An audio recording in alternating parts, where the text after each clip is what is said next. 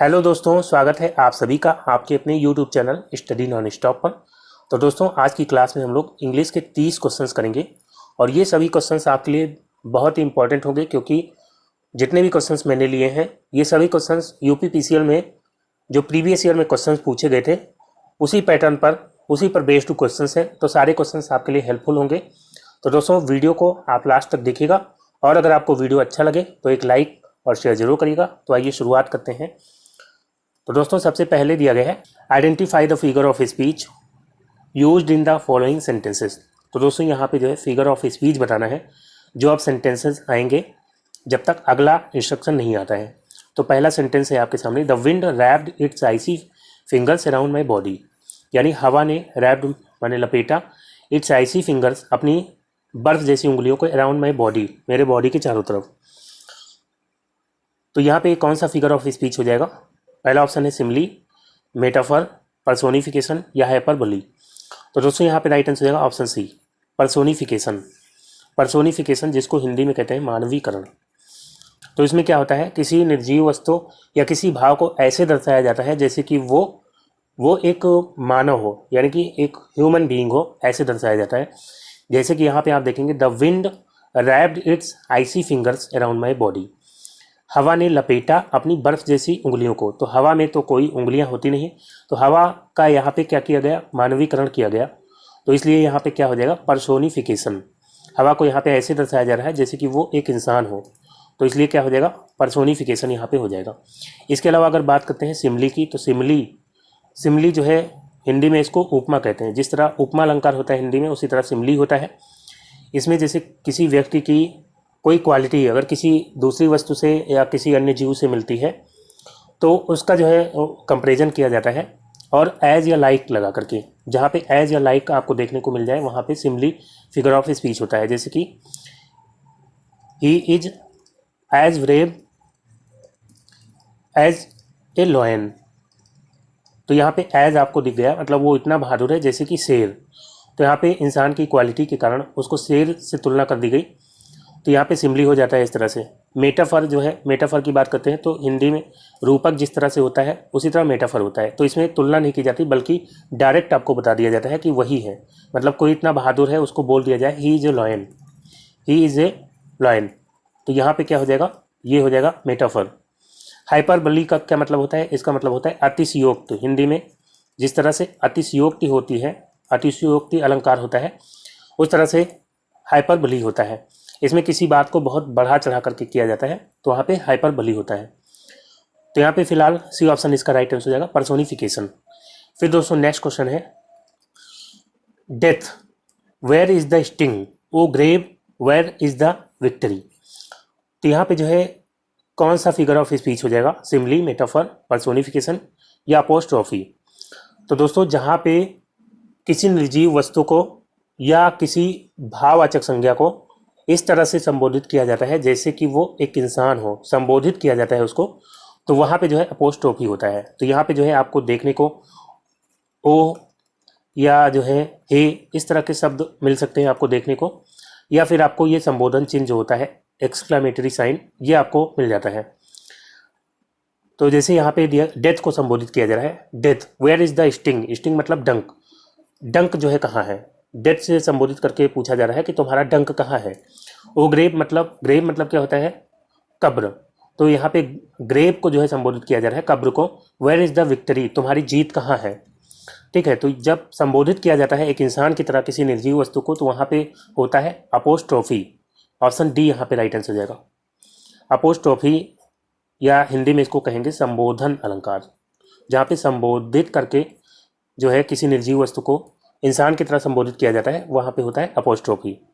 Simile आपको पता ही है, मेटाफर यानी रूपक, और पर्सोनिफिकेशन आपको पता ही है। फिर दोस्तों नेक्स्ट क्वेश्चन लेते हैं, अगला है, life is like a box of chocolates. तो दोस्तों, यहाँ पे जो है कौन सा फिगर ऑफ स्पीच हो जाएगा, सिमिली या मेटाफर या पर्सोनिफिकेशन या सिनेक्डोकी। तो मैंने आपको बताया था लाइक या एज जैसे वर्ड आपको जहाँ पे मिल जाए वहाँ पे क्या होता है, वहाँ पे होता है सिमिली। तो ऑप्शन ए इसका राइट आंसर होगा, सिमिली, जिसमें कंपैरिजन होता है दो वस्तुओं के बीच में। जैसे यहाँ पे हो रहा है, life is like a box of chocolates, जीवन जो है चॉकलेट बॉक्स की तरह है। जीवन की तुलना किससे की जा रही है? चॉकलेट बॉक्स से। तो यहाँ पे इसलिए क्या हो जाएगा? सिमिली। मेटाफर, मेटाफर यानी कि रूपक अलंकार, पर्सोनिफिकेशन यानी कि मानवीकरण, और सिनेक्डोकी क्या होता है? सिनेक्डोकी में होता है, इसमें किसी वस्तु के एक भाग या अंग के नाम को पूरी वस्तु के लिए प्रयोग किया जाता है। इसको एग्जाम्पल से समझेंगे तब समझ में आएगा। जैसे कि check out my new wheels, new wheels. तो यहाँ पे व्हील्स जो है इसका प्रयोग किया जा रहा है कार के लिए। Check out my new car हम कह सकते हैं, लेकिन यहाँ पे हमने न्यू व्हील्स कहा, तो व्हील्स जो है कार का पार्ट हो जाएगा और इसका प्रयोग पूरी वस्तु के लिए किया जा रहा है। ठीक है, इसलिए यहाँ पे सिनेक्डोकी हो जाएगा। और इसका उल्टा भी होता है, जैसे पूरी वस्तु के लिए जो है वस्तु के किसी एक पार्ट का प्रयोग किया जाता है, वहाँ पे भी सिनेक्डोकी होता है। ठीक है, तो वहाँ पे आप पहचान जाएंगे। तो यहाँ पे जो है अब अगला क्वेश्चन लेते हैं। All the world is a stage and all the men and women merely players, they have their exits and their entrances. कहा गया है, ये सेंटेंस जो है, ये कथन कहा गया है विलियम शेक्सपियर के द्वारा। तो यहाँ पे इसका मतलब क्या होगा? All the world is a stage, पूरी दुनिया क्या है? एक स्टेज है। And all the men and women nearly players, और जितने भी स्त्री और पुरुष हैं वो केवल क्या है? प्लेयर्स, यानी कि जो है अभिनय जो करते हैं वो है। तो यहाँ पे जो है वर्ल्ड को, दुनिया को स्टेज बताया जा रहा है और डायरेक्ट बताया जा रहा है, मतलब कंपेयर नहीं किया जा रहा है, यहाँ पे डायरेक्ट बताया जा रहा है। तो यहाँ पे सीधी सी बात है, मेटाफर हो जाएगा जहाँ पे डायरेक्ट बताया जाएगा, तो मेटाफर हो जाएगा ऑप्शन बी यहाँ पे। और यहाँ पे सिमिली आपको पता है, पर्सोनिफिकेशन पता है। ऑक्सीमोरन, इसका मतलब होता है विरोधाभास। हिंदी में विरोधाभास अलंकार होता है जिस तरह से, उसी तरह से जो है इंग्लिश में होता है ऑक्सीमोरन।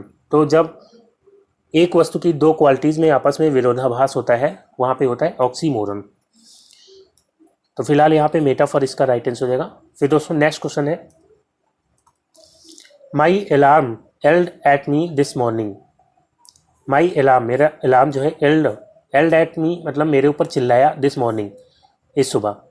तो यहाँ पे अलार्म एक निर्जीव वस्तु है और इसको जो है चिल्लाया, तो इसको जो है एक सजीव वस्तु की तरह पेश किया जा रहा है, मतलब एक मानव की तरह पेश किया जा रहा है।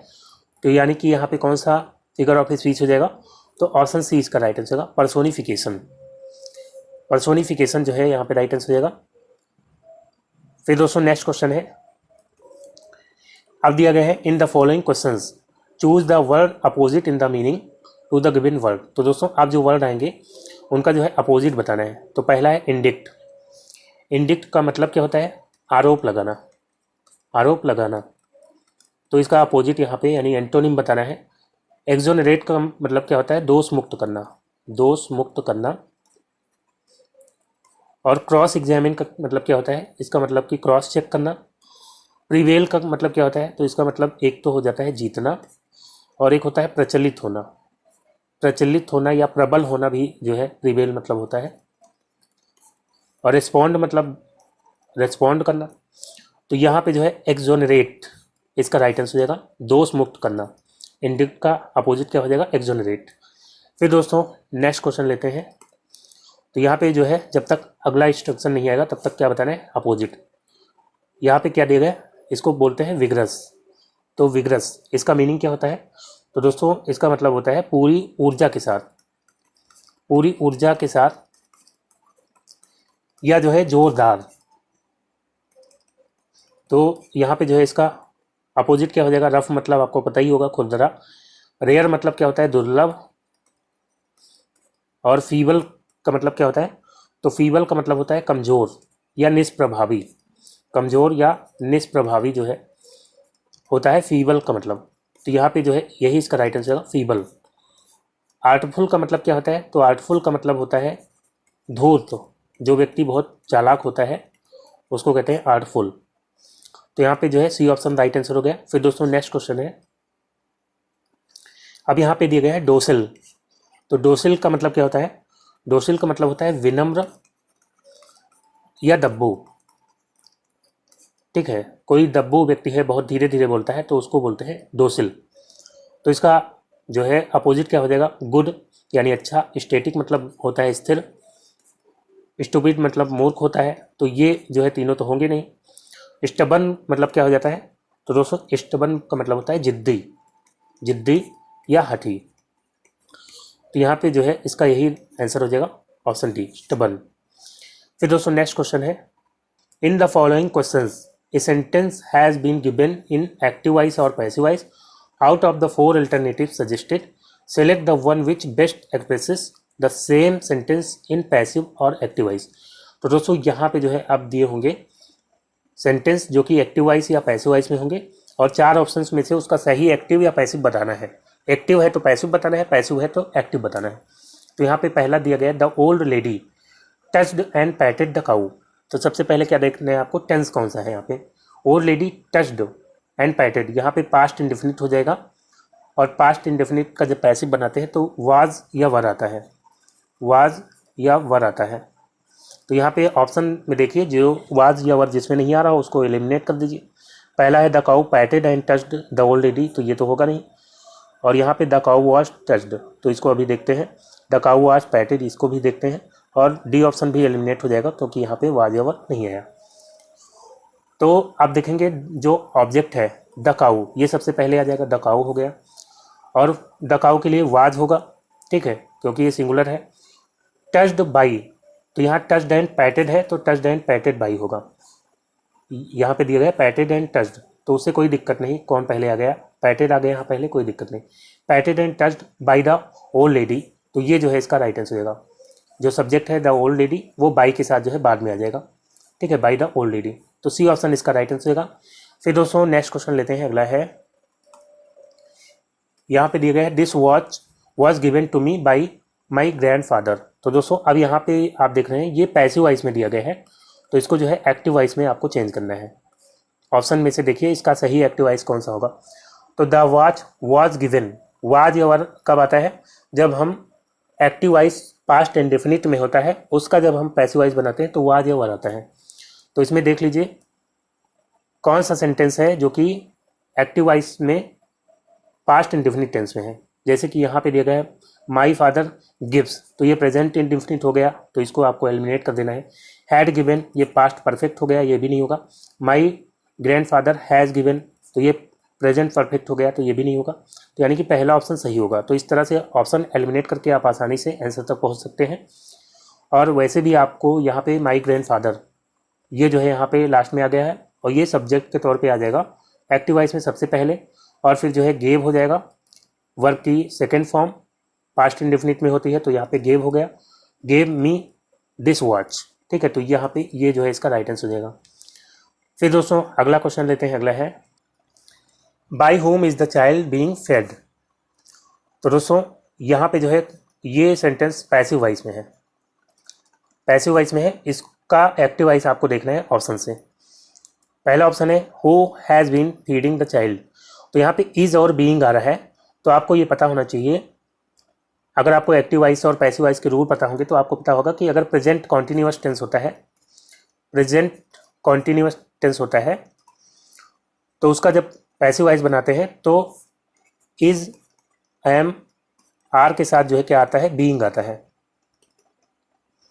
ठीक है। तो इज एम आर के साथ यहाँ पे बीइंग आ रहा है, इज के साथ बीइंग आ रहा है, तो यानी ये जो है इसका जो एक्टिव वॉइस होगा वो प्रेजेंट कॉन्टिन्यूअस टेंस में होगा। तो यहाँ पे आप देख लीजिए डायरेक्ट जो है कौन सा इसमें सेंटेंस प्रेजेंट कॉन्टिन्यूअस टेंस में है। पहला दिया गया who has been feeding the child, तो ये तो होगा नहीं, ये प्रेजेंट परफेक्ट टेंस हो जाएगा। Who has fed the child, ये भी नहीं होगा। Who was feeding the child, तो ये जो है पास्ट कॉन्टिन्यूअस हो गया, हमें चाहिए present continuous. Who is feeding the child, बिल्कुल सही हो जाएगा option D, who is feeding the child. इसका जब पैसिव वॉइस बनाएंगे तो क्या बनेगा? By home is the child being fade, ठीक है। फिर दोस्तों नेक्स्ट क्वेश्चन लेते हैं, अगला है अलेक्जेंडर एक्सपेक्टेड टू कंकर द वर्ल्ड। तो दोस्तों यहाँ पे ये जो सेंटेंस है एक्टिव वॉइस में है, इसका पैसिव वॉइस आपको देखना है। अलेक्जेंडर एक्सपेक्टेड कौन सा टेंस है यहाँ पे? तो पास्ट इंडेफिनिट टेंस है यहाँ पे, पास्ट इंडेफिनिट। तो यहाँ पे जो है पास्ट इंडेफिनिट है, तो यानी कि वाज या वर आएगा, तो इट वाज एक्सपेक्टेड, यहाँ पे वाज आ गया, it was expected by Alexander हो जाएगा। दैट ही शुड, तो ही के साथ शुड नहीं आएगा, ये गलत हो गया।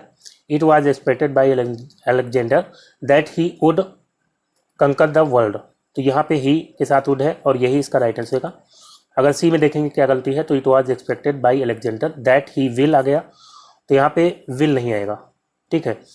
पास्ट टेंस में है तो यहाँ पे वुड आएगा, ही वुड कंकर द वर्ल्ड, और यहाँ पे इट हैड बीन आ गया, तो यहाँ पे यही गलत हो गया, वाज या वर आना चाहिए था। तो दोस्तों बी ऑप्शन यहाँ पे इसका राइट आंसर हो गया। फिर दोस्तों नेक्स्ट क्वेश्चन है, तो दोस्तों अब दिया गया है in the following questions a part of the sentence is underline, below are given alternatives to the underline part A, B and C which may improve the sentence, choose the correct alternative in case no improvement is needed, your answer is D. तो दोस्तों आप जो है क्या दिया गया है, आप जो क्वेश्चंस आएंगे तो उसमें जो है कुछ पार्ट अंडरलाइन होगा और उसके लिए ऑप्शन आपको दिया गया है। अंडरलाइन जो पार्ट है उसमें एरर हो सकता है और ऑप्शंस में से आपको बताना है कि ये जो ऑप्शंस हैं इसमें से कौन सा ऑप्शन इस सेंटेंस को इम्प्रूव कर सकता है। अगर किसी इम्प्रूवमेंट की जरूरत नहीं है तो ऑप्शन आपका डी होगा, no improvement.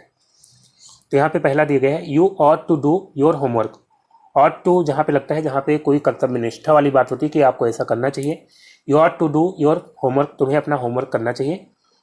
Ought not you यानी क्या नहीं करना चाहिए, तो इसमें जो है कोई एरर नहीं है। You ought to do your homework, ought not you, तो यहाँ पे कोई एरर नहीं होगा, तो यहाँ पे डी ऑप्शन इसका राइट आंसर होगा, नो इम्प्रूवमेंट। फिर दोस्तों नेक्स्ट क्वेश्चन है the little boy fell from the roof.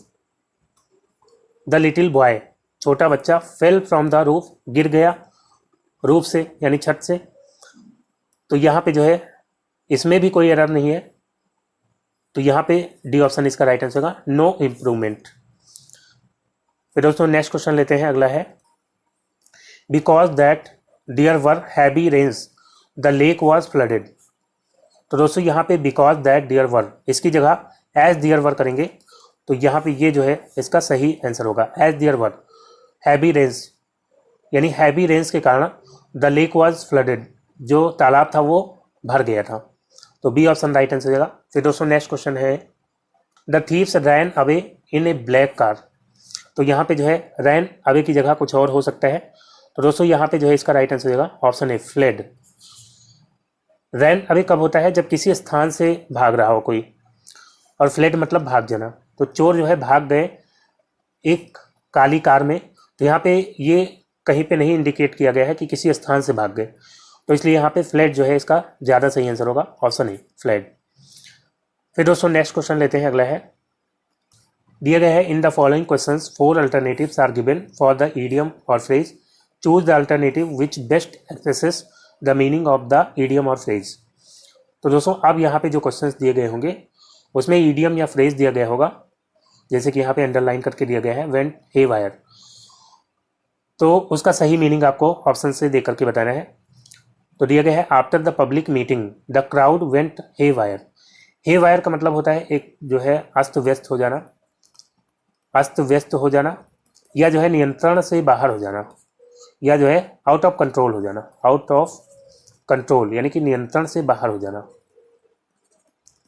तो यहाँ पे इसका राइट आंसर क्या हो जाएगा, वर इन जुबिलेशन ये नहीं होगा, प्रोटेस्टेड भी नहीं होगा, विकेम आउट ऑफ कंट्रोल, तो यहाँ पे जो है ऑप्शन सी इसका राइट आंसर हो जाएगा। After the public meeting the crowd went haywire की जगह हम यहाँ पे इसको रिप्लेस कर सकते हैं बिकेम आउट ऑफ कंट्रोल, तो सी ऑप्शन इसका राइट आंसर हो गया। फिर दोस्तों नेक्स्ट क्वेश्चन लेते हैं, अगला है he broke of in the middle of the story. तो ब्रोक ऑफ यहाँ पे दिया गया है, ब्रेक ऑफ की जो है ये सेकेंड फॉर्म हो जाएगी, तो इसका मीनिंग क्या होता है, किसी काम को अचानक बंद कर देना, किसी काम को बीच में बंद कर देना, किसी काम को बंद कर देना, यहाँ पे मैं लिख देता हूँ, ठीक है। तो he broke of in the middle of the story, उसने कहानी के बीच में उसको बंद कर दिया, तो यहाँ पे राइट आंसर क्या हो जाएगा, फेंटेड, फेंटेड मतलब तो बेहोश हो गया, सडनली स्टॉप्ड, तो यही इसका राइट आंसर हो जाएगा, अचानक जो है बंद कर दिया, ऑप्शन बी यहाँ पे इसका राइट आंसर हो जाएगा। फिर दोस्तों नेक्स्ट क्वेश्चन लेते हैं, अगला है अब दिया गया है some shots were fired at random. Some shots कुछ गोलियां वर फायर्ड चलाई गई, एट रैंडम मतलब, एट रैंडम मतलब होता है कि बिना किसी वजह के, यूं ही या बिना किसी वजह के, बेवजह, बेवजह। तो यहाँ पे राइट आंसर क्या हो जाएगा, पहला ऑप्शन है विदाउट एनी एम, बिना किसी उद्देश्य के, तो यही इसका राइट आंसर होगा, विदाउट एनी एम। फिर दोस्तों नेक्स्ट क्वेश्चन लेते हैं, अगला है I can finish the work myself but she always tries to be a back seat driver. Back seat driver मतलब होता है कि कोई व्यक्ति जो बिना वजह जो है सलाह देता है उसको कहते हैं बैक सीट ड्राइवर। तो यहाँ पे इसका राइट आंसर क्या हो जाएगा, पर्सन हु मिस जजेस अदर्स, तो ये नहीं होगा, जो कोई किसी को मिस जज करता है तो ऐसा नहीं होगा, यहाँ पे ये गलत होगा। Person who wants to do things by herself, ये भी नहीं होगा। Person who falsely accused other, तो ये भी नहीं होगा, जो किसी पर आरोप लगाता है झूठा, ये भी नहीं होगा। Person who gives unwanted advice, ऐसा व्यक्ति जो अनचाही सलाह देता है, तो यही इसका राइट आंसर होगा, ऐसा व्यक्ति जो अनचाही सलाह देता है उसको कहते हैं बैक सीट ड्राइवर। तो यहाँ पे डी ऑप्शन इसका राइट आंसर होगा। फिर दोस्तों नेक्स्ट क्वेश्चन है, तो दोस्तों अब जो यहाँ पे क्वेश्चंस दिए गए हैं उसके लिए यहाँ पे लंबे चौड़े डायरेक्शंस दिए गए हैं, तो इसको मैं डायरेक्ट आपको बताता हूँ। तो दोस्तों यहाँ पे जो है ये कुल मिलाकर के पूरा एक पैराग्राफ बनेगा और इसके 6 पार्ट दिए गए हैं अलग अलग।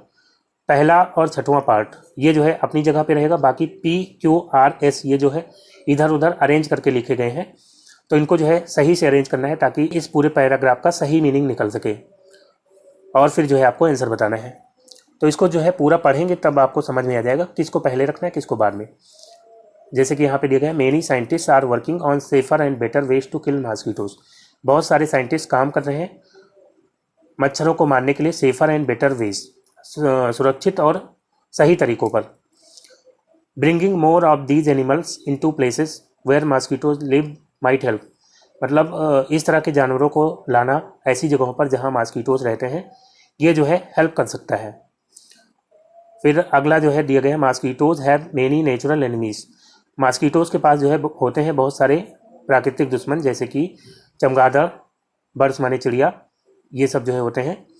Mosquito nets can be use for protection, mosquito net जो है प्रयोग किए जा सकते हैं प्रोटेक्शन मतलब सुरक्षा के लिए। But there is no sure way to protect everyone from their deadly bites, लेकिन जो है ये श्योर तरीका इस तरह नहीं होगा टू प्रोटेक्ट एवरीवन, सभी को सुरक्षित करना, फ्रॉम देयर डेडली बाइट्स, उनके घातक बाइट से। दिस इज नेचुरल सॉल्यूशन, ये जो है नेचुरल तरीका होगा। तो यहाँ पे जो है सबसे पहले ये तो रहेगा ही, many scientist are working on safer and better ways to kill mosquitoes. बहुत सारे साइंटिस्ट काम कर रहे हैं सेफ और बेटर तरीकों पर मच्छरों को मारने के लिए। और फिर उसके बाद जो है हम यहाँ पे ले सकते हैं आर, यहाँ पे ये वाला ऑप्शन ले सकते हैं, mosquitoes net can be use for protection, mosquito net जो है प्रयोग किए जा सकते हैं सुरक्षा के लिए। तो सबसे पहले पहला तो रहेगा, फिर जो है आर आ जाएगा और फिर जो है उसके बाद ये वाला ले सकते हैं एस को। But there is no sure way to protect everyone from their deadly bites, लेकिन इससे जो है ये श्योर तरीका नहीं होगा कि इससे जो है सभी को सुरक्षित किया जा सके उनके घातक बाइट से। तो उसके बाद आर के बाद एस आ जाएगा और फिर जो है क्या ले सकते हैं, क्यू को ले सकते हैं, mosquitoes have many natural enemies. Mosquitoes के जो है होते हैं बहुत सारे नेचुरल दुश्मन, जैसे कि बैट्स यानी चमगादड़ और बर्ड्स यानी कि चिड़िया वगैरह। तो यहाँ पे आर एस के बाद जो है क्यू हो गया और फिर जो है लास्ट में पी आ जाएगा, जिसका मतलब क्या हो जाएगा, bringing more of these animals, इस तरह के जानवरों को लाना, इस तरह के और जानवरों को लाना, इनटू प्लेसेस ऐसी जगहों पर वेयर मॉस्किटोज है लिव माइट हेल्प, जहाँ मॉस्किटोज रहते हैं ये हेल्प कर सकता है। तो ये जो है आ जाएगा इसके बाद, और उसके बाद जो है छठवां, दिस इज नेचुरल सॉल्यूशन, ये जो है नेचुरल सॉल्यूशन होगा। तो यहाँ पे जो है राइट आंसर कौन सा हो जाएगा, ऑप्शन डी, RSQP। फिर दोस्तों अगला जो क्वेश्चन है वो भी इसी तरह का है। यहाँ पे जो है इसको पूरा पढ़ेंगे तब समझ में आएगा किसको पहले रखना है किसको बाद में। दिया गया है, द स्पाइडर फेल 7 टाइम्स, मकड़ी जो है 7 बार गिरी, to reach its goal but didn't give up hope, अपने गोल पर पहुंचने में 7 बार गिरी लेकिन डिडेंट गिव अप होप मतलब उम्मीद नहीं छोड़ा। पी को पढ़ेंगे तो the king learn a lesson from the spider, राजा ने एक लेसन सीखा स्पाइडर से, मकड़ी से।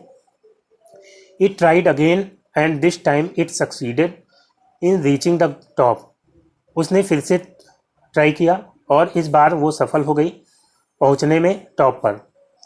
Then he attacked his enemies repeatedly, फिर उसने जो है अपने दुश्मनों पर अटैक किया बार बार। ही अपील्ड टू द पीपल, उसने लोगों से अपील किया। फॉर हेल्प के लिए। एंड कलेक्टेड सोल्जर्स, और सिपाहियों को इकट्ठा किया। To form a large army, बड़ी सी सेना बनाने के लिए। At last he won the battle, last में जो है क्या हुआ, वो युद्ध जीत गया। And got back his kingdom, और अपने राज्य जो है वापस चला गया। तो दोस्तों यहाँ पे जो है ये तो पहले रहेगा। The spider fail 7 times to reach its goal but didn't give up, मकड़ी 7 बार गिरी लेकिन जो है उसने उम्मीद नहीं छोड़ा अपने गोल तक पहुँचने के लिए। और उसके बाद जो है हम ये वाला ले सकते हैं क्यों। इट ट्राइड, इसने जो है दोबारा ट्राई किया। It tried again this time, इस बार वो सफल हो गई। इन रीचिंग द टॉप, टॉप पर पहुंचने में। तो पहले के बाद जो है क्या आ जाएगा, क्यों आ जाएगा, क्यों। और उसके बाद हम क्या ले सकते हैं, तो उसके बाद पी ले सकते हैं। The king learn a lesson from the spider, राजा ने जो है क्या सीखा, एक लेसन सीखा स्पाइडर से। तो उसके बाद जो हमने लिया क्यों के बाद पी। और उसके बाद हम ले सकते हैं एस को। ही अपील्ड टू द पीपल, उसने लोगों से अपील किया। फॉर हेल्प के लिए। एंड कलेक्टेड सोल्जर्स, और सिपाहियों को इकट्ठा किया। To form a large army, एक बड़ी सी सेना बनाने के लिए। तो क्यू पी फिर जो है एस हो जाएगा। और उसके बाद बचा क्या, आर, तो आर हो जाएगा। देन ही अटैक्ड, उसने फिर जो है अटैक किया अपने दुश्मनों पर रिपीटेडली, मतलब बार बार। तो दोस्तों यहाँ पे जो है आर हो गया ये। तो इस तरह से जो है क्यू पी एस आर। और फिर जो है लास्ट में जो है एट लास्ट में वो जीत गया युद्ध को और अपने राज्य वापस लौट गया। ठीक है, तो ये जो है इसका सही क्रम हो जाएगा क्यू पी एस आर। फिर दोस्तों नेक्स्ट क्वेश्चन लेते हैं, अगला है। तो दोस्तों अब जो है दिया गया है, in the following questions out of the 4 alternatives choose the one which can be substituted for the given words और सेंटेंस। तो दोस्तों अब यहाँ पे जो क्वेश्चंस आएंगे उसमें जो है सेंटेंस दिया रहेगा, या जो है कह सकते हैं वर्ड्स दिए गए हैं तमाम। तो उसके लिए जो है एक वर्ड आपको यहाँ पे ऑप्शन में से सेलेक्ट करना है, यानी 1 वर्ड सब्सटीट्यूशन का क्वेश्चन हो जाएगा। तो दिया गया है पहला, study of the interaction of people with their environment. तो लोगों का जो इंटरेक्शन है इन्वायरमेंट के साथ, उसके अध्ययन को, उसकी स्टडी को क्या कहा जाता है। ऑप्शन है इकोलॉजी और साइकोलॉजी और फिलॉसफी और जियोग्राफी। तो दोस्तों यहाँ पे राइट आंसर हो जाएगा ऑप्शन है इकोलॉजी। तो इसी के अंतर्गत जो है हम लोगों का इंटरेक्शन कैसे है इन्वायरमेंट के साथ, वो जो है हम स्टडी कर सकते हैं। तो ए ऑप्शन इसका राइट आंसर हो जाएगा। इसके अलावा साइकोलॉजी आपको पता होगा, मनोविज्ञान, जिसमें मानव के मन और व्यवहार आदि का अध्ययन किया जाता है। और फिर है फिलॉसफी, मतलब दर्शन होता है, दर्शन शास्त्र का अध्ययन करते हैं। ज्योग्राफी मतलब हो जाता है भूगोल। फिर दोस्तों नेक्स्ट क्वेश्चन है, a list of explanations of rare technical और ऑब्सोलीट वर्ड्स।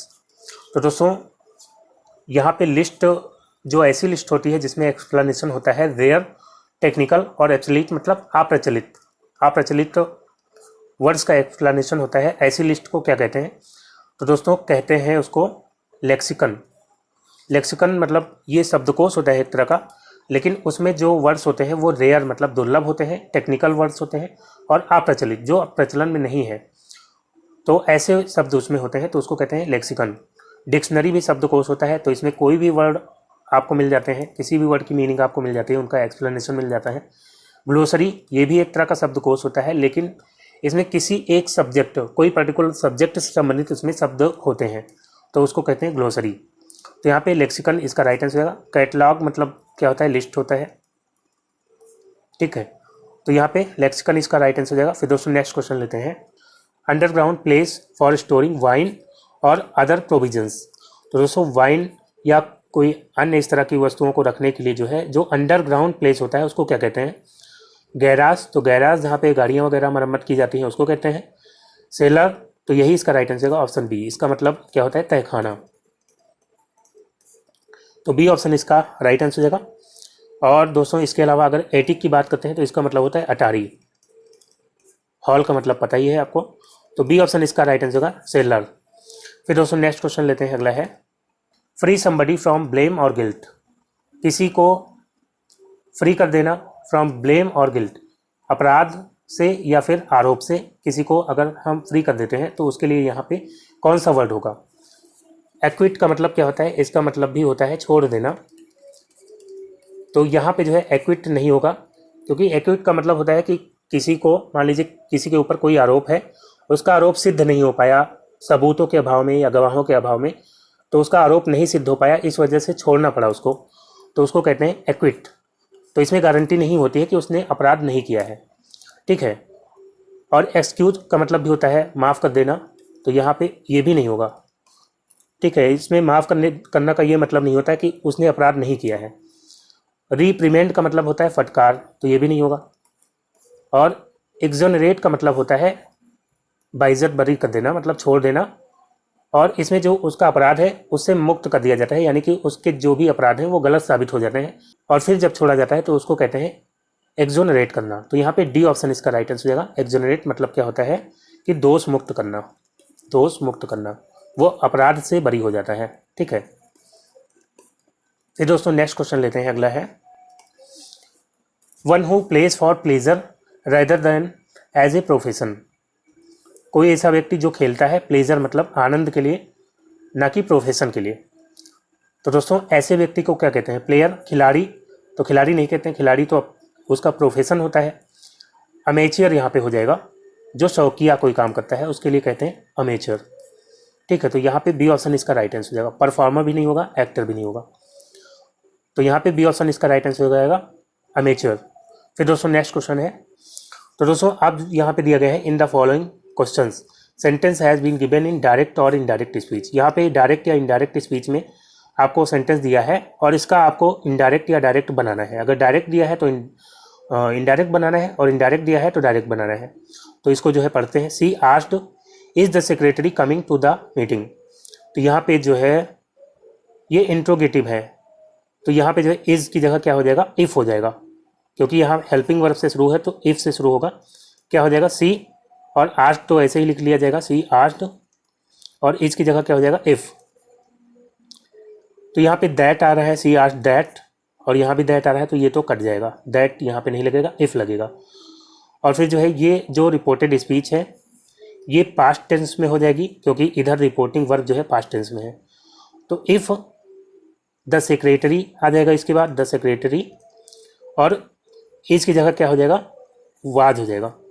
तो यहाँ पे जो है ऑप्शन से ही देखते हैं, इतना लिखने की जरूरत नहीं है।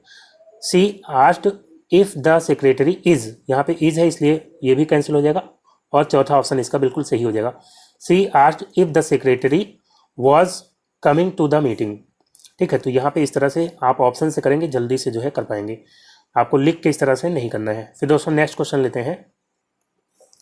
The convict said let me speak freely please. तो दोस्तों यहाँ पे जो है रिपोर्टेड स्पीच अब क्या है, इम्परेटिव सेंटेंस में है। तो यहाँ पे जो है आपको सैड की जगह क्या करना होगा, तो इसके सेंस के अनुसार करना होगा। तो यहाँ पे let me speak freely please, यहाँ पे रिक्वेस्ट कर रहा है। कन्विक्ट मतलब दोषी ने कहा लेट मी स्पीक फ्रीली, मुझे स्वतंत्रता पूर्वक बोलने दो, प्लीज मतलब कृपया। तो यहाँ पे रिक्वेस्ट कर रहा है, तो यहाँ पे सजेस्टेड नहीं आएगा और ना ही प्रपोज्ड आएगा, रिक्वेस्टेड आएगा। द कन्विक्ट रिक्वेस्टेड, फिर जो है दैट लगेगा। ही मस्ट बी अलाउड, तो मस्ट बी यहाँ पे नहीं आएगा, सीधे आएगा दैट ही बी अलाउड। ही क्या क्यों आया यहाँ पे, क्योंकि यहाँ पे मी है, मी जो है फर्स्ट पर्सन है, और फर्स्ट पर्सन जो है किसके अनुसार चेंज होता है, सब्जेक्ट के अनुसार। सब्जेक्ट है कन्विक्ट यानी दोषी, तो उसके अनुसार यहाँ पे ही आ जाएगा। That he be allowed to speak freely, तो यहाँ पे जो है सी ऑप्शन इसका राइट आंसर हो जाएगा। फिर दोस्तों नेक्स्ट क्वेश्चन लेते हैं, अगला है, और ये जो है अंतिम क्वेश्चन है। निशा टोल्ड मोनिका, निशा ने मोनिका से कहा what a beautiful dress you are wearing, कितनी सुंदर ड्रेस तुमने पहन रखी है। तो दोस्तों यहाँ पे जो है ये जो रिपोर्टेड स्पीच है ये एक्सक्लामेटरी सेंटेंस है, यहाँ पे साइन भी लगा हुआ है एक्सक्लामेटरी का। तो कितनी सुंदर ड्रेस तुमने पहन रखी है, मोनिका से किसने कहा, निशा ने। तो दोस्तों यहाँ पे एक्सक्लेम्ड हो जाएगा, निशा एक्सक्लेम्ड। यहाँ पे टोल्ड दिया गया है तो ये जो है गलत हो जाएगा, एक्सक्लेम्ड दैट। और यहाँ पे जो है आपको पता है कि ये रिपोर्टिंग वर्ब ये पास्ट टेंस में है, तो रिपोर्टेड स्पीच जब यहाँ पे चेंज होगी तो अब जो है पास्ट टेंस में हो जाएगी। जैसे कि यहाँ पे दिया गया है Nisha exclaimed that it is, यहाँ पे प्रेजेंट आ गया तो ये नहीं होगा। और यहाँ भी दिया गया है Nisha exclaimed that Monica is wearing, तो यहाँ पे ये प्रेजेंट टेंस में है तो ये भी नहीं हुआ, तो यानी कि ए ऑप्शन इसका राइट आंसर है। Nisha exclaimed that Monica was wearing a very beautiful dress, तो ऑप्शन ए यहाँ पे बिल्कुल इसका सही आंसर हो जाएगा। तो दोस्तों आज का वीडियो यहीं पे समाप्त करता हूँ। उम्मीद करता हूँ वीडियो आपको अच्छा लगा होगा। अगर वीडियो आपको अच्छा लगा हो तो लाइक और शेयर करना ना भूलिएगा। और जो दोस्त नए हैं चैनल पर, चैनल को सब्सक्राइब करके नोटिफिकेशन बेल को ऑन कर लीजिए ताकि अगला वीडियो अपलोड होते ही उसका नोटिफिकेशन आपको सबसे पहले मिल जाए। तो दोस्तों मिलते हैं अगले वीडियो में, तब तक के लिए goodbye and take care.